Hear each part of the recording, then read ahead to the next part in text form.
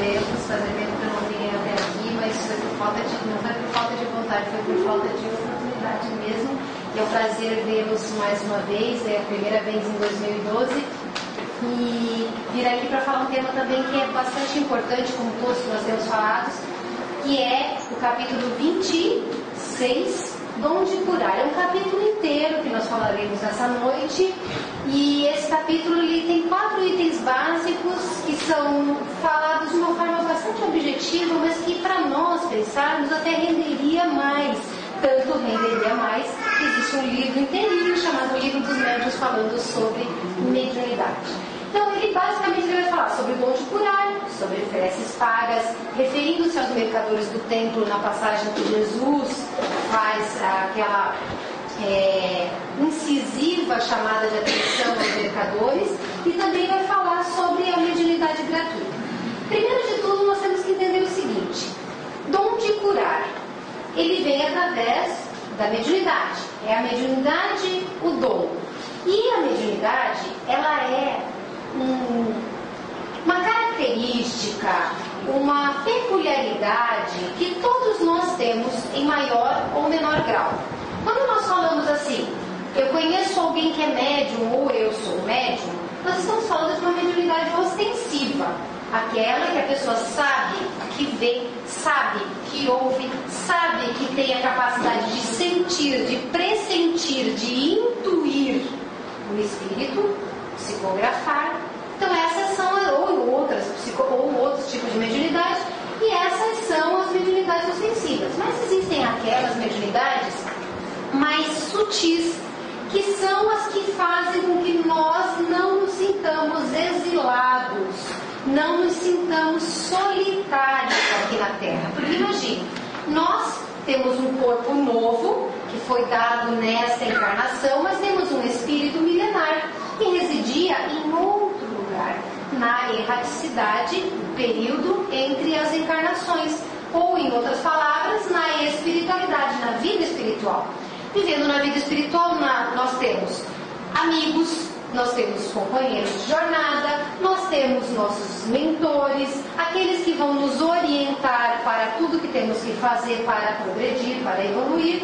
E aí, quando nós nascemos, nós fizemos lá o nosso curso pré-encarnatório, decidimos que vamos nascer, e esse nascimento aqui apaga toda a memória consciente daquilo que nós viemos fazer. Temos a intuição do que viemos fazer, temos a possibilidade de nos analisar para saber o que nos falta mudar, o que falta melhorar, podemos caminhar com tranquilidade observando um e outro na Terra, mas às vezes a gente precisa de uma ajudinha, e aí entra o nosso mentor, o nosso anjo de guarda, os nossos amigos espirituais dizendo: olha, um pouco mais de paciência, um pouco mais de coragem, um pouco mais de boa vontade, ou até mesmo os nossos desafetos que vêm também ao nosso lado e dizem assim: eu estou de olho em você, eu sei o que você fez no verão passado, como diz o filme, eu sei o que você fez na sua vida passada, e eu estou de olho em você, porque se você errar, eu te pego.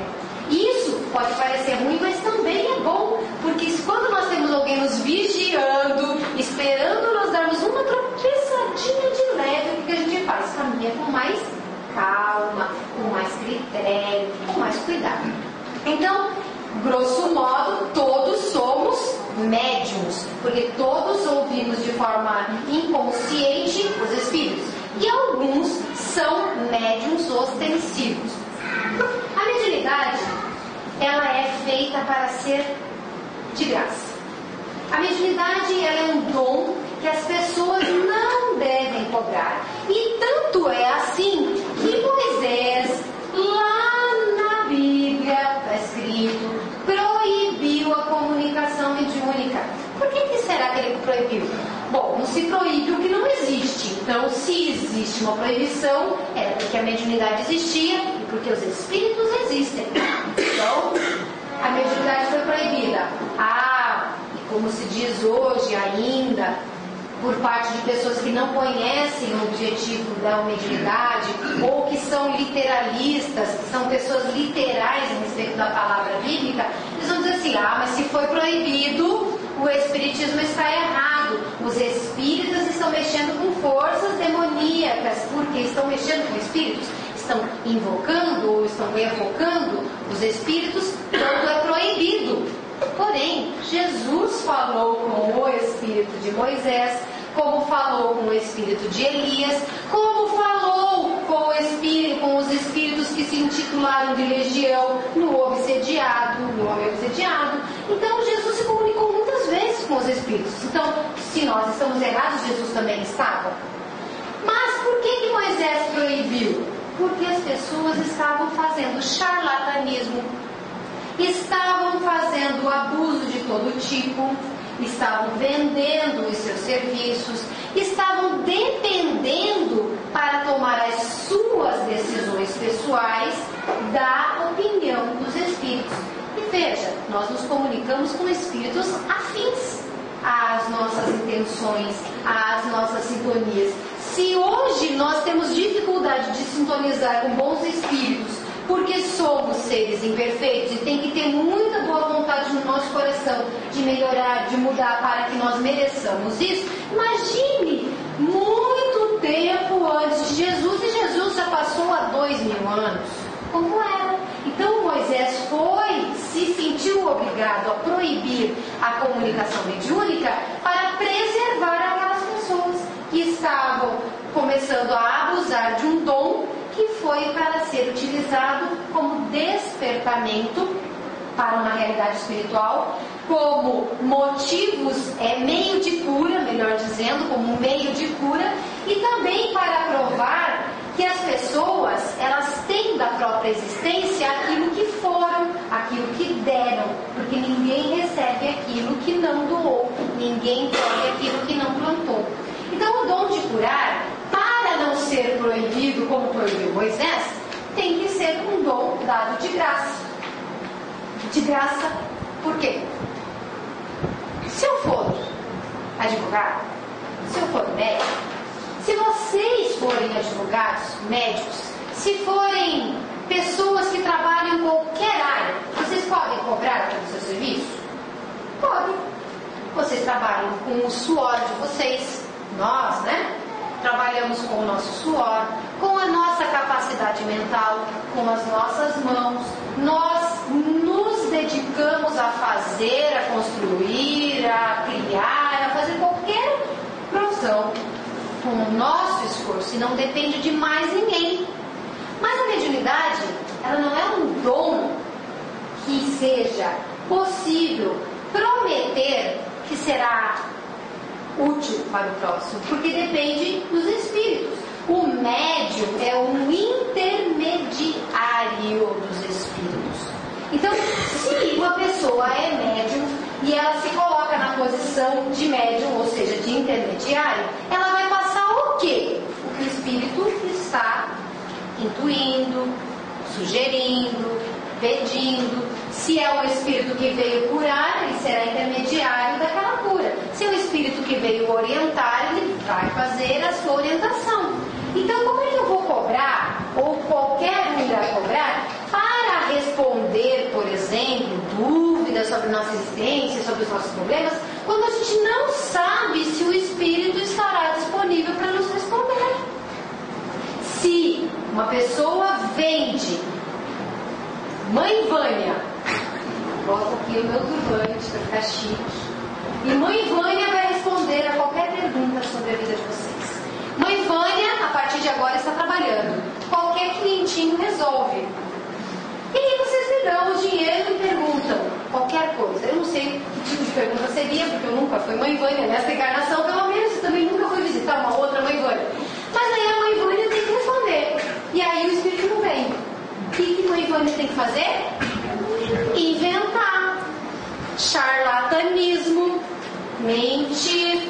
Enganar. E essas pessoas, vocês lembram do filme Ghost? Lembram lá da, como é que é a Whoopi? Não sei falar o nome dela, a Whoopi. A Whoopi, ela lá no papel dela de médium charlatã. O que ela está fazendo? Tem um monte de gente esperando e ela está lá inventando. E aí as assessoras dela vão lá e fazem os efeitos especiais. Muda completamente a situação quando ela realmente começa a ver o espírito, porque daí ela já não controla mais. Ela ouve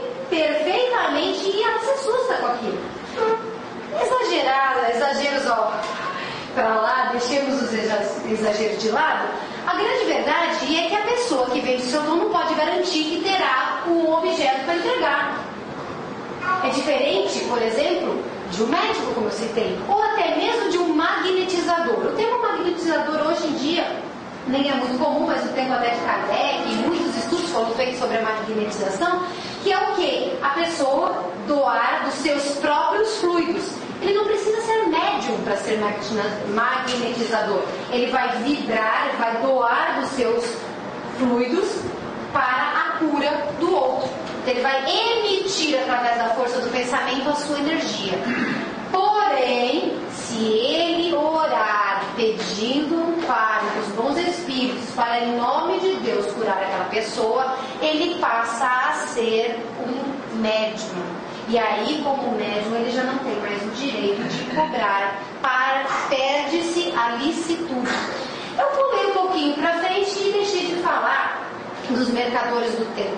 Quando vocês talvez já tenham lido, ou enquanto esperavam aqui o Evangelho está nas suas cadeiras, ou já tenham ouvido falar, Jesus um dia esteve no templo e era onde todo um sistema era construído, religioso, tinha lugar para as mulheres, lugar para os homens, lugar para os sacerdotes, lugar para os sacrifícios, que eram doações para agradar a Deus, daquela época ainda eram doações materiais, eles davam pombos, davam, sei lá, alimentos, outros animais, para agradar a Deus. E tudo isso era sacrificado para satisfazer a esse Deus. E aí as pessoas faziam o quê? Como a gente faz aqui. Na hora que vai ter um jogo de futebol, na porta do campo tem o quê? O vendedor de pipoca, tem o vendedor de refrigerante, de cerveja, etc. Lá no templo também tinha. Se você vai fazer uma oferenda de um pombo, tem o vendedor de pombos. E vendia onde? Dentro do templo.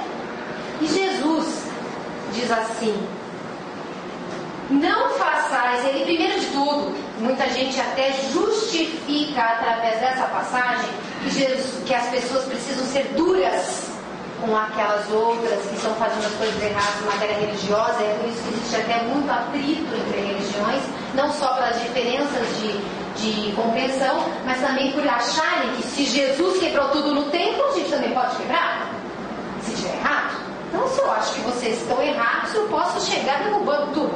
Mas, na verdade, tem até uma passagem que eu li certa vez, eu não saberia dizer para vocês ontem, mas ele disse que, na verdade, o que aconteceu foi que Jesus, com tanta força moral, com tanta energia, com tanta seriedade, com tanto amor, chega lá e ele dá uma chamada de atenção, sem precisar gritar, sem precisar quebrar qualquer coisa, sem precisar chicotear ninguém, como diz os textos bíblicos, e ele fala: vocês não têm vergonha?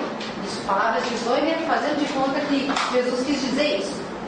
Vocês não têm vergonha de usarem a casa de Deus para vender, adulterarem os objetivos da fé, adulterarem os objetivos, abusarem da confiança, abusarem da necessidade das pessoas? As pessoas ficaram envergonhadas. Imagine aquela força moral toda, aquela energia, dizendo: vocês não têm vergonha de estarem fazendo isso dentro da casa do Senhor? E aí as pessoas abandonaram as suas posses lá dentro e todo mundo foi saindo de fininho. Mas aí o trecho bíblico diz assim, que Jesus falou: não está escrito, minha casa será chamada casa de oração por todas as nações? Entretanto, fizeste dela um covil de ladrões. Por que ladrões? Porque cobrava caro. Quando não se tem mais outro lugar para comprar pombo, quando é que você vai cobrar o teu pombo? Você vai cobrar. Se custava 5, você vai cobrar 25. Isso não é roubo? É roubo. E aí ele diz: fizeste dela um covil de ladrões? Os príncipes dos sacerdotes, aí, ouvindo isso, procuravam o meio de o perder, pois o temiam, visto que todo o povo era tomado de admiração por sua doutrina.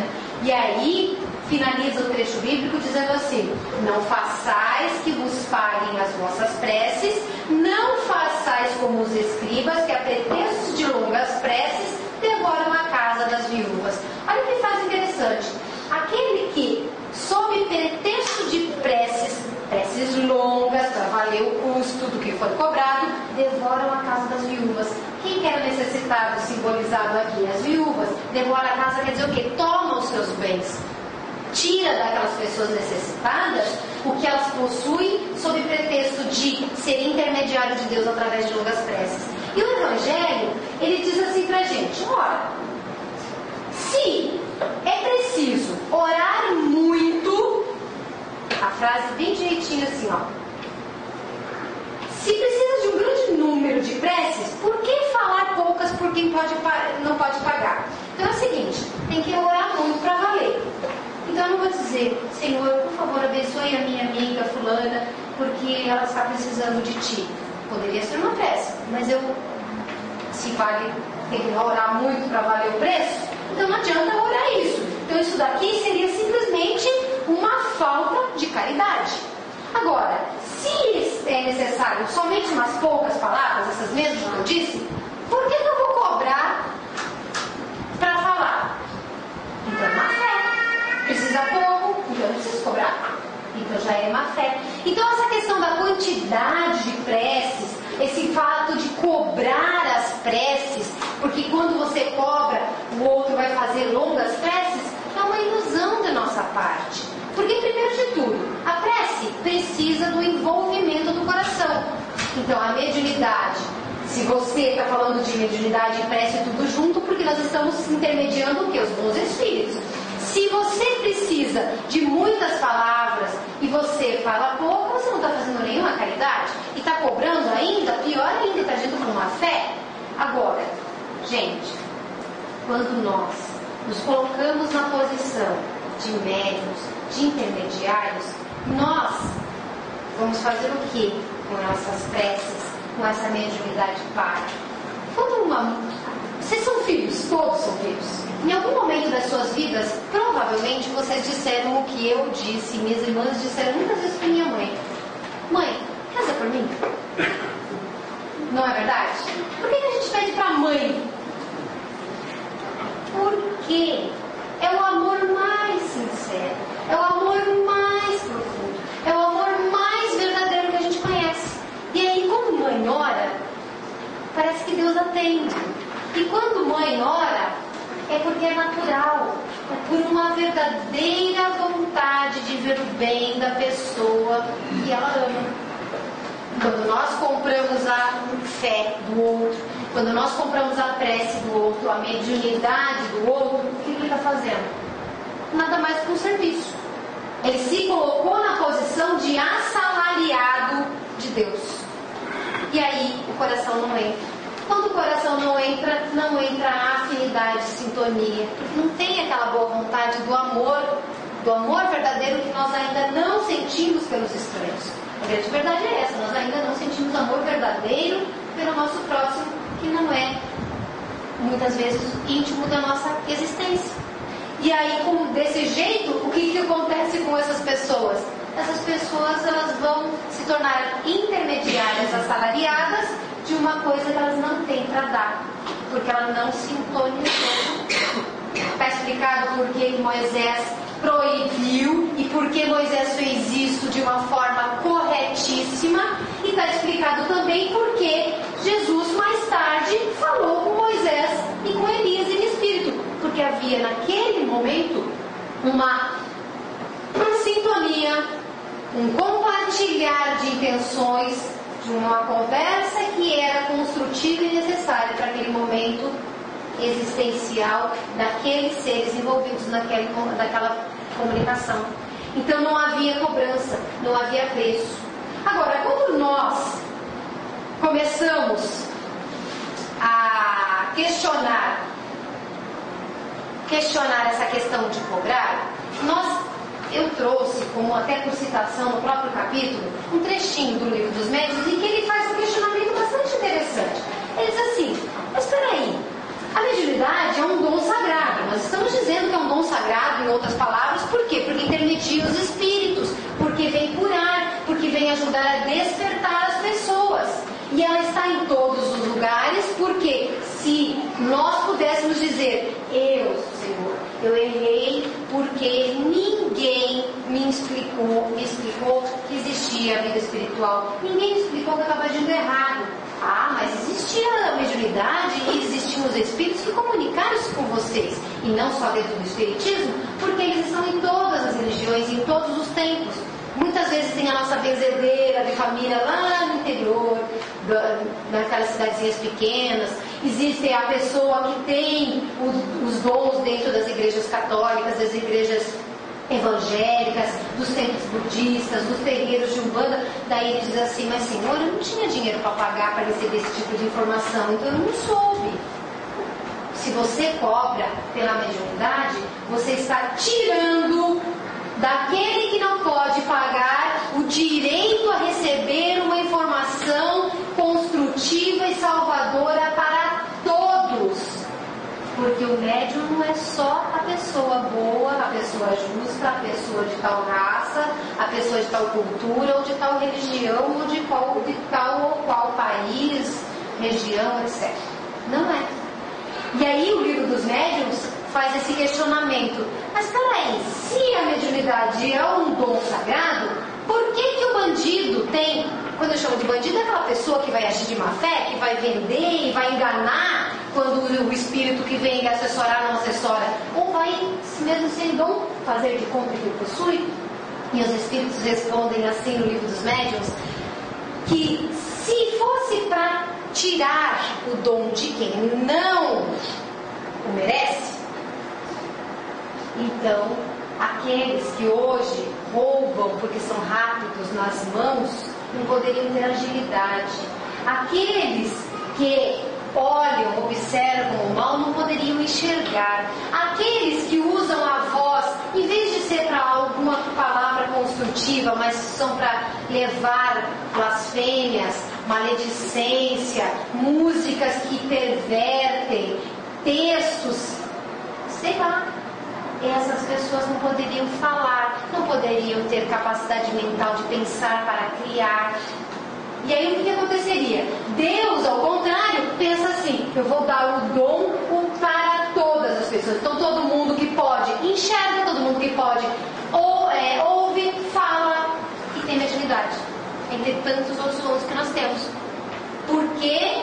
Para que nós possamos usufruir de um meio, de um instrumento que nos ajude a mudar. Porque a gente pode usar bem tanto quanto a gente pode usar mal.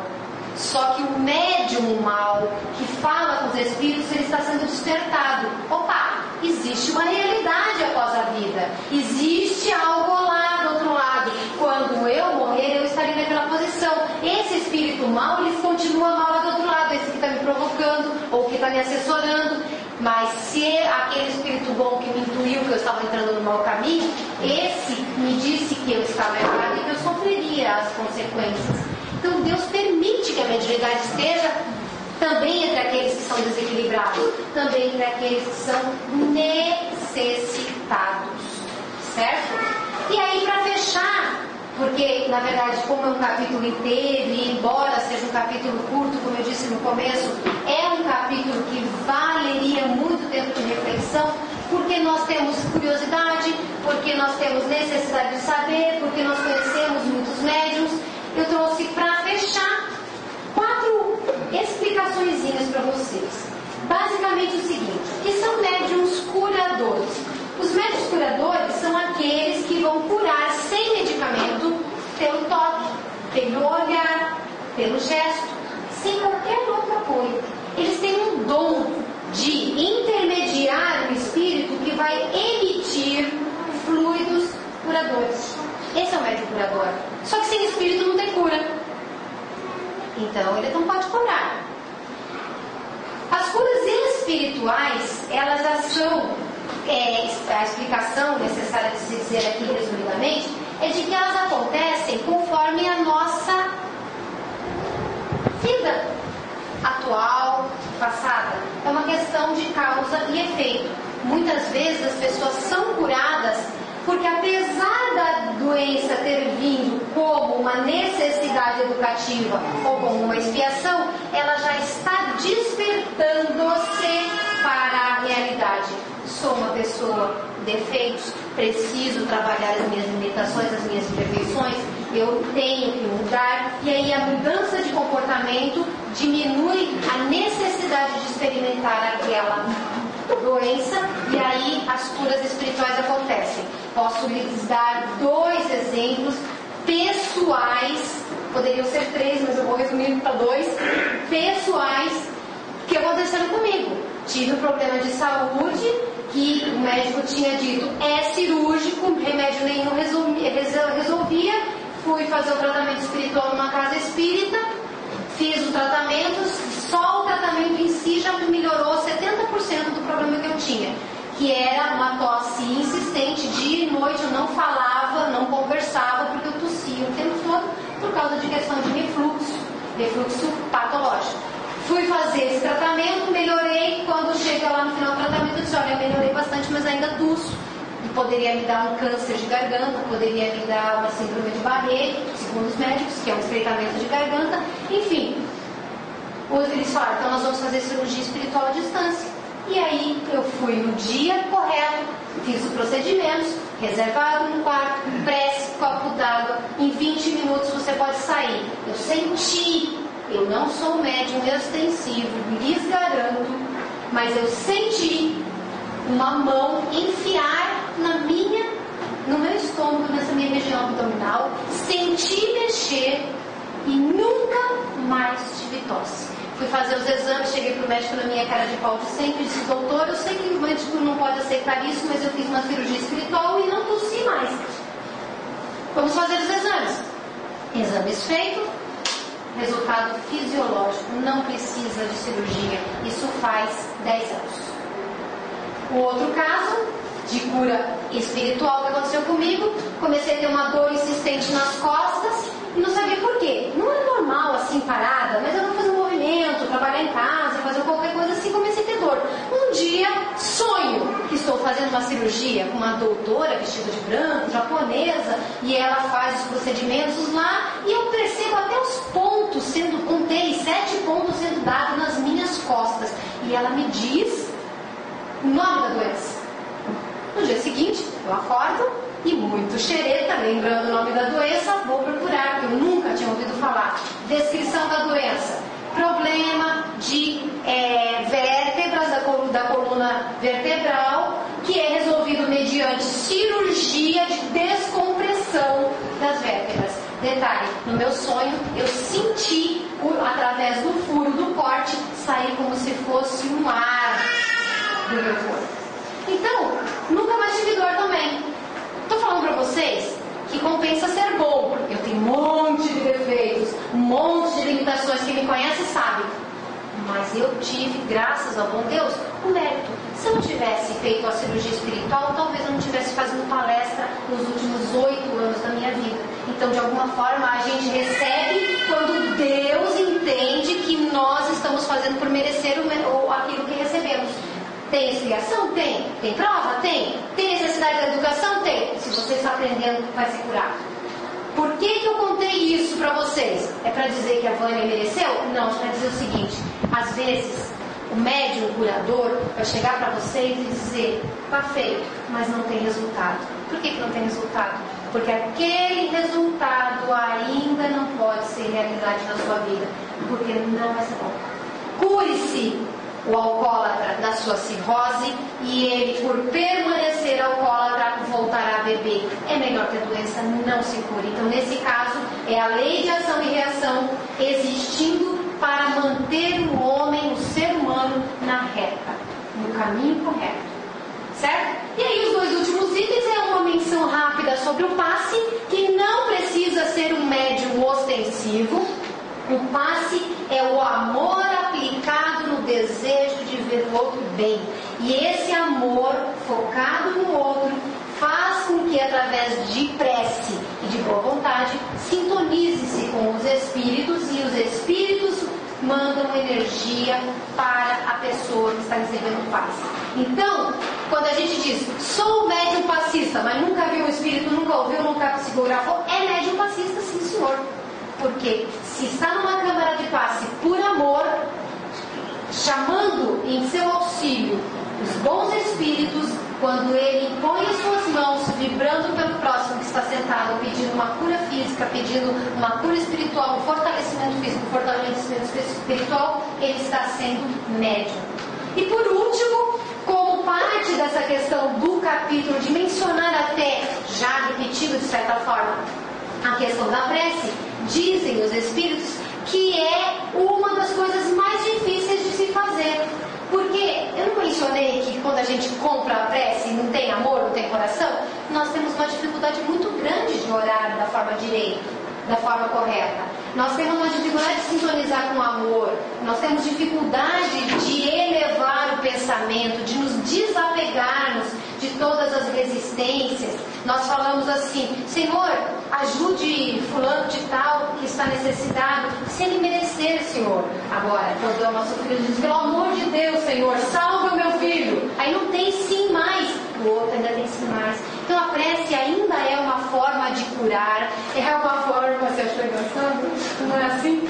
É uma forma de curar, é uma forma de energizar, é uma forma de tratar o próximo como a nós mesmos, que a gente poderia até dizer que em certas instâncias seria mediunidade, mas é uma forma que a gente ainda tem muita dificuldade de fazer, de realizar, por nos faltar amor. O que precisa ficar hoje aqui conosco? 1. Mediunidade é um dom abençoado, mas que Deus não coloca só na mão dos bons. 2. Mediunidade não é descoberta espírita, não é premissa exclusiva do espiritismo, ela está em todos os tempos, lugares, religiões e pessoas. 3. Cobrar pela mediunidade não é correto, porque nós não temos como garantir os resultados, porque esses resultados dependem dos espíritos. 4. Quando nós nos colocamos como servidores de Deus na terra, seja através da nossa prece, seja através do passe, seja através de um dom mediúnico qualquer que nós tenhamos, nós iremos acabar por nos colocar na posição de intermediários de Deus, porque Deus quer a nossa salvação física e espiritual. Física para os tempos em que necessário for nós estarmos encarnados na escola da terra. E 5, que todos nós podemos e devemos levar a mediunidade com muita seriedade, com muita responsabilidade, com muita dedicação, lembrando que o que nos faz sintonizar com os bons espíritos e evitar o assédio que às vezes o médium inconsciente ou que ainda não percebeu-se na responsabilidade da mediunidade tem, evitar esse assédio é a nossa boa vontade em sermos pessoas melhores. Porque se nós formos depender só das nossas perfeições ou das nossas virtudes, nós não iremos conseguir, nós não as temos ainda. Mas a boa vontade, essa intenção de mudar, de fazer o melhor para o nosso próximo, essa é toda a linha mestra do diferencial que nós podemos agir em relação a todas as nossas virtudes e também em relação à mediunidade. Não caiam na tentação de acreditar no médium só por causa da mediunidade, não caiam na tentação de acreditar só por causa de um nome escrito num papel ou de uma comunicação que fala 10 palavras bonitas e no meio tem alguma coisa de caráter duvidoso. Questionem, analisem e responsabilizem-se pelo aquilo que escutam e pelo aquilo que se transmitem. Se vocês tiverem amor no coração, tiverem boa vontade, não só serão bons médios, como também poderão reconhecer os que são bons médios e fazer com que esse dom seja exatamente aquilo que veio para ser. Algo que o Espiritismo pegou lá de Moisés como sendo um prejuízo e transformou numa missão sagrada de curar, de orientar espiritualmente e de mostrar que há mais valor na vida do que simplesmente aquilo que a gente vê através dos olhos da matéria. Ok? Ficou alguma dúvida? Que Deus abençoe a todos, que Deus acompanhe cada um de vocês aos seus lares, que Jesus, esse irmão querido que nos ajudou tanto vindo para a Terra para nos orientar, possa também vibrar o coração em sintonia com o de vocês, levando toda essa energia boa para os seus lares e todas as pessoas que passarem por vocês. Que tenham uma boa semana de paz e de muita luz.